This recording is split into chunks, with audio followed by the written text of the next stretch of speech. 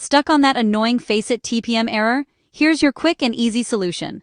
First, let's check your TPM settings. Hit Win+I, go to Update and Security, then Recovery, and click Restart Now under Advanced Startup. Head to Troubleshoot, then Advanced Options, and choose UEFI Firmware Settings. In the BIOS, find Trusted Platform Module or TPM. Make sure it's enabled, then save and exit. Next, update Windows. Install all updates. Open gpedit.msc.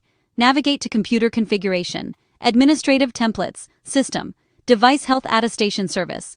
Double-click Enable Device Health Attestation Monitoring and Reporting, turn it on, hit Apply and OK, and restart your PC. Still stuck? Check your motherboard's BIOS for updates and review secure boot settings. Back up your data first. MSI and Gigabyte boards might need special fixes. Check support articles or Reddit threads. Quick recap. Enable TPM, update Windows, check device health attestation, and update your BIOS if needed. Now, you're ready to hop back into Faceit. Good luck and happy gaming.